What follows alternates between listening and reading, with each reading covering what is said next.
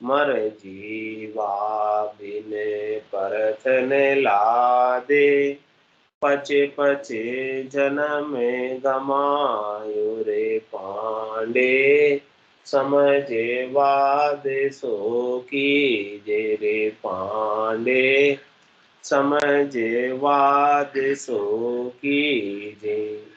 मैं औरतन धर्यो है बारे, सुन लीजो नर नारी। मैं औरतन धर्यो है बारे, सुन लीजो नर नारी।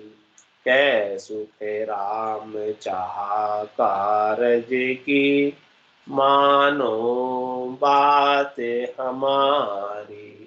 कै सुख राम चाहा कारज की, मानो बात हमारी रे पांडे, समझे वाद सो कीजे रे पांडे, समझे वाद सो कीजे।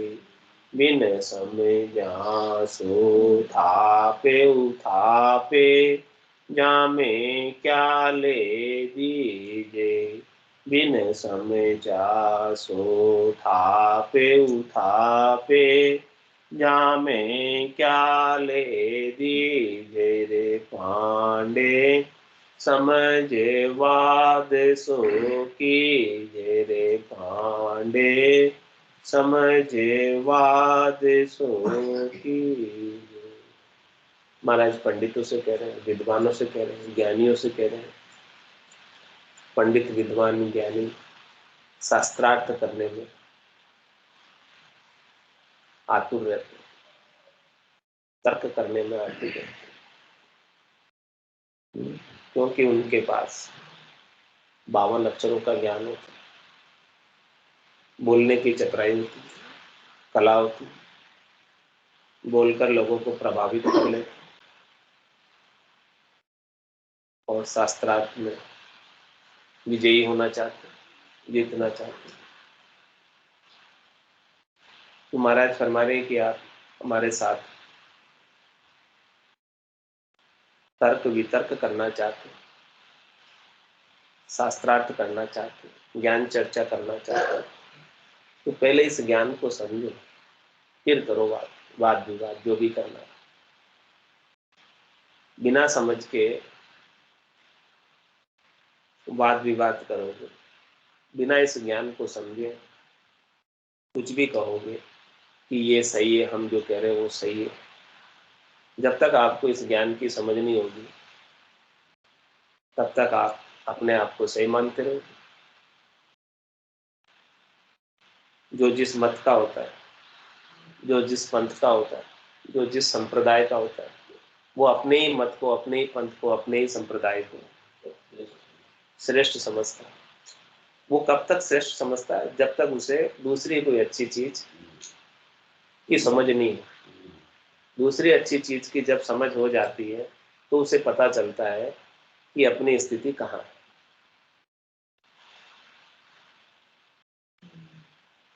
तुम्हारा हमारे बिना दूसरे ज्ञान को समझे आप अपने ज्ञान को श्रेष्ठ तो बताते हो, लेकिन वो बताने से क्या मिल जाएगा, क्या लाभ होगा? इसलिए महाराज फरमाने हैं कि आप सब ज्ञान को देखो, सुनो, समझो, फिर डिसीजन करो कि क्या करो। जब तक आप सुनोगे नहीं, समझोगे नहीं, देखोगे नहीं, तो पूर्वाग्रह रखकर तो कुछ लाभ होने वाला नहीं। आप पूर्वाग्रह के अंदर ही यही मानकर बैठ जाओगे कि हमने 4 वेद पढ़ लिए, 6 शास्त्र पढ़ लिए, 9 व्याकरण पढ़ ली, 18 पुराण पढ़ ली, गीता, भागवत, रामायण आदि सब पढ़ लिए, हमारा मोक्ष होता है। महाराज कह रहे नहीं होने वाला। जब तक उसमें से 7 चीज नहीं मिलेगी। पढ़ने से तो पाठ किया, पाठक हुआ, हाथ न आयो सार, रामचरण खाली रहा, बधियो अधिक अहंकार। और ज्यादा अहंकार आ जाता है कि देखो मैं इतना ज्ञानी हूँ, मैं इतना पंडित हूँ, मैं इतना विद्वान हूँ, मैं सब शास्त्रों का ज्ञाता हूँ, मुझे 4 वेद है, मैं द्विवेदी हूँ, 2 वेद का ज्ञाता हूँ, त्रिवेदी हूँ, 3 वेद का ज्ञाता हूँ, चतुर्वेदी हूँ, 4 वेद का ज्ञाता हूँ। इस प्रकार का अभिमान हो जाता है, गर्व हो जाता है, गुमान हो जाता है। लेकिन वही जो 4 वेद है, 6 शास्त्र है, 9 व्याकरण, 18 पुराण, ये सब चीजें हैं, इनमें सार चीज है। वो सार चीज हाथ आई कि नहीं है? जब तक वो सार चीज हाथ नहीं आएगी तब तक तो लाभ मिलने वाला नहीं। केवल पढ़ लेने मात्र से, केवल 52 अक्षरों का ज्ञान कथ लेने से, सुन लेने से कुछ होने जाने वाला नहीं। महाराज हमारे चारों वेद दही सम है, घृत संत सो वाणी। ये चारों वेद तो दही के समान, और जो संतों की वाणी उस दही को मंथन करके,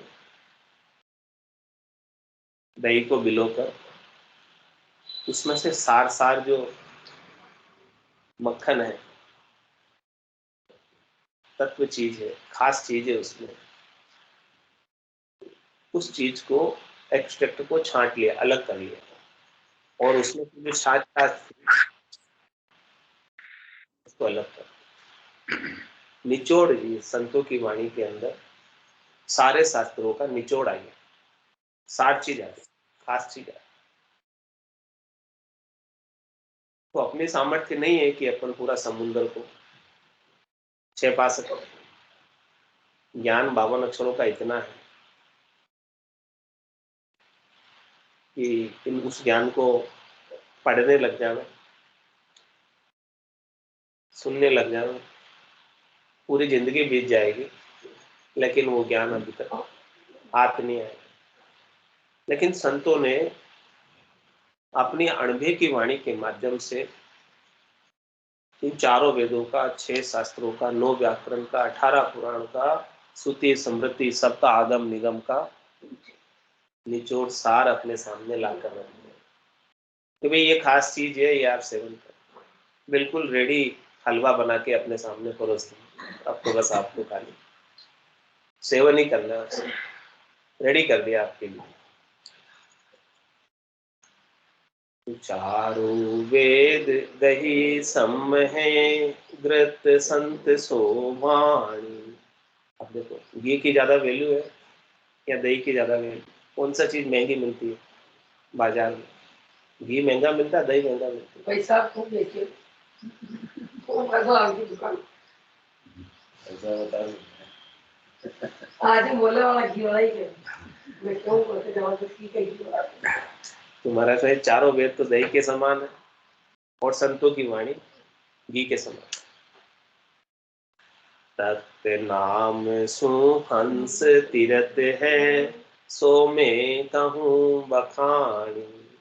महाराज कह रहे हैं कि जिस नाम से हंस तीर सकता है इस भवसागर से, पार हो सकता है, उस नाम का मैं बखान कर, उस नाम को हमने छांट कर निकाल दी, सार चीज निकाल दी, बता दी सार चीज। तो बस सीधा आप उस नाम का सेवन कर लो, और बाकी इधर उधर किधर देखने की जरूरत नहीं।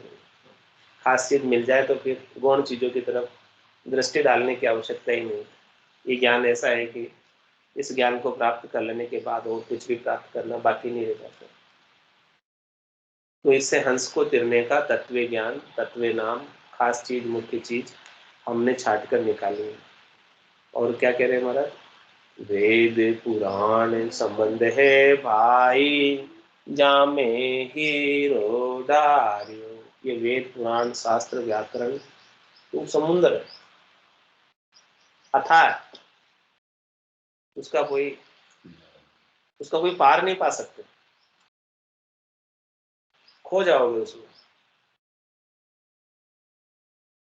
मिलेंगे नहीं कुछ। हीरा तो है इसमें लेकिन आपको नहीं मिलेगा। सब नहीं निकाल सकते, सबकी थोड़ी सामर्थ्य, वो निकाल सकते। मर जीवा बिन परथन लादे, पच पच जन्म गमाए। महाराज हमारे कि उसमें से हीरा निकालने के लिए, सार चीज खास चीज निकालने के लिए पड़ा तो है हीरा, लेकिन वो कहाँ पड़ा है? ठेठ नीचे गहराई में, तलहटी। तो उस गहराई में, तलहटी में कौन जा पाएगा? किसकी सामर्थ्य, किसकी शक्ति है कि वहां तक पहुंच जाए और निकाल के ले? सामान्य जन तो ऊपर ऊपर तैर कर आ जाते हैं, हाँ हमको कुछ नहीं मिला, ऊपर ऊपर से बाँच लेते हैं कि हमको कुछ नहीं मिला। अरे भाई उसमें तो रहस्य छिपा हुआ है, भीतर में है वो ज्ञान। वहां भीतर तक उतरो तो पता चलेगा, जब तक भीतर तक नहीं उतरोगे तब तक पता चलेगा ही। तो संत सदगुरु केवल भगवंत भीतर तक गए, फिर गहराई तक गए ज्ञान की, सब चीज को समझा और समझकर उसमें से 7 चीज हीरा निकालकर आपके सामने लाकर रख दिया कि ये हीरा है, इस हीरे का लाभ उठा।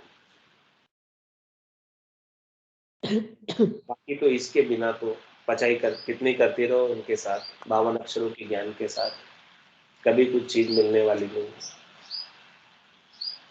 तो महाराज क्या फरमा रहे हैं? मैं ओ रतन धरियो है बारे, सुन ली जो नर नारी। मैं अंदर तक गया, ठेठ गहराई तक गया, वहां पहुंचकर मैंने वो हीरा राम नाम का, रतन राम नाम का निकाल के लाया और लाकर आपके सामने रख दिया। जो कुएं का जल था उसको सरिता का जल बना, सबके लिए सुलभ कर दिया। क्या बोले? राम दड़ी चोड़े पड़ी, सब कोई खेलो आए, दावा नाही संतदास, जीते से ही ले जाए। तो मैंने उसमें से रतन को बाहर निकाल दिया, निकाल के लाके आपके समक्ष प्रस्तुत कर दिया। अब कह रहे महाराज, कह सुखी राम चाहा कारज की, मानो बात हमारी। यदि आपको अपना कार्य करना, इस मिनका देही का आत्मा का कल्याण करना, सबसे अधिक लाभ कमाई करनी, तो हमारी बात मानिए और पचड़े में मत पड़ो। केवल और केवल ये राम नाम का आपको वेद दिया है, इस राम नाम का सुमरन कर लो, सब काम सर जाएगा, सब चीजें आपको स्वतः ही ऑटोमेटिक ही प्राप्त हो जाएगी। कहीं इधर उधर भटकने की आवश्यकता ही नहीं है, घर बैठे ही परमात्मा की प्राप्ति होगी। बोलो राम सतगुरु देव जी महाराज, धन्य हो परम दयाल सतगुरु सुखराम जी महाराज, धन्य हो अनंत श्री सतगुरु सुखराम जी महाराज के ज्ञान सत्स्वरूप भगवान, धन्य हो ये मेरी भगवंता ने, धन्य हो जीवा धारण जहाज में, धन्य हो मोक्ष के मार्गा में, धन्य हो अनंत कोटि संतान, धन्य हो राम सभा में राम राम सब संताने सत्संज्ञाने राम राम राम राम राम राम।